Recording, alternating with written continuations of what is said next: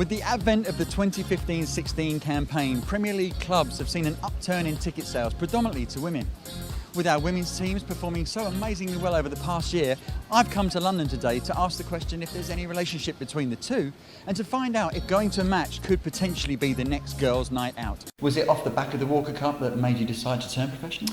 The Walker Cup had always been my goal as an amateur, and I sort of used that as a benchmark. So I thought, if I get selected, that means that I've got a chance.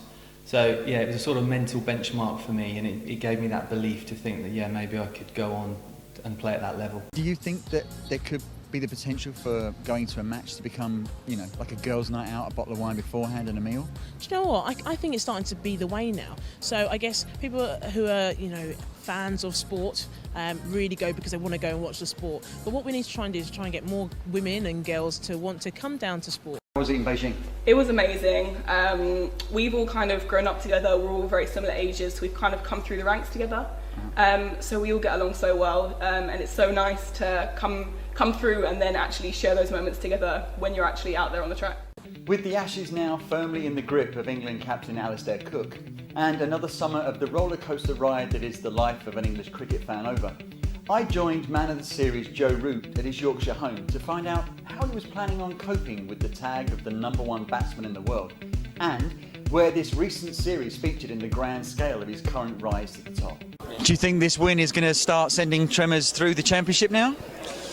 To be honest, having watched all the games, I think every team in the championship, the standard has really upped this year, and I think it's a tough odd league. We're only 5 games in, and there's how many odd weeks to go, and having played in a long season, it's early days yet still. I'm here outside Liverpool's Melwood training ground, and the word coming from sources is that self-pronounced bad boy Mario Balotelli is finally getting his wish of a move away from the Merseyside club.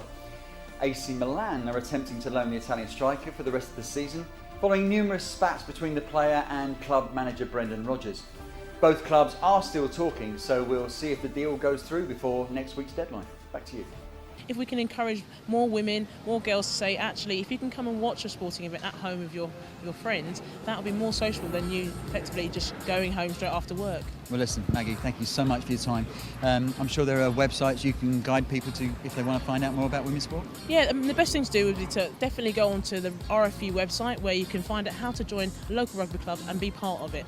With the increasing popularity of women's sport and viewing figures looking healthier than ever, is it now time for a match made in heaven, where the old lads' night in now becomes the new girls' night out?